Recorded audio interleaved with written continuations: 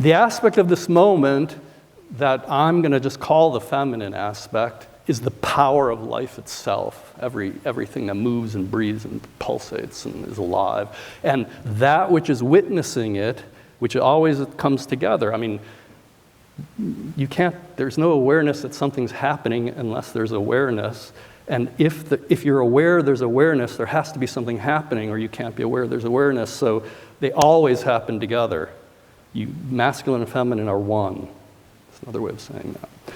So this moment then, if you feel it deeply, is this huge, intense being of consciousness. Here, I am here, I am here, I am he, I am here, I am here, I am he. And a completely connected, flowing, birthing, deathing, not peaceful. So the masculine value is peace, a kind of, you could wear white in the masculine domain.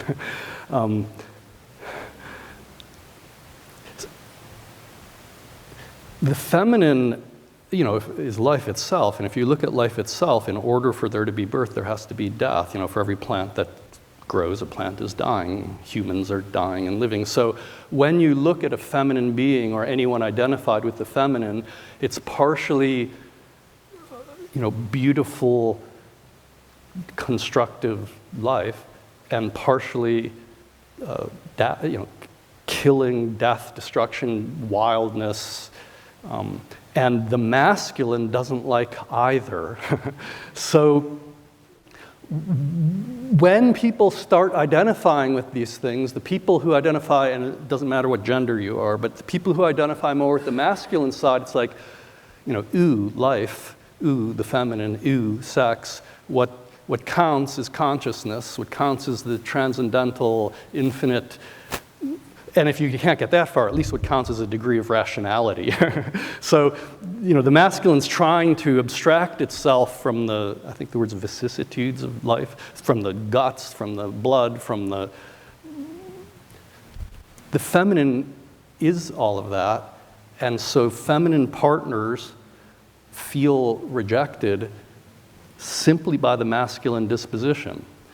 So the masculine disposition is one of yuck and emotion, or something like that. It's really as simple as yuck, change. I mean, think about it. The Buddha defined suffering because everything changes. Feminine is change. Same thing as Adam and Eve. So the feminine is always considered the downfall of the masculine, the source of pain. There's always a degree of resentment in any masculine identified human.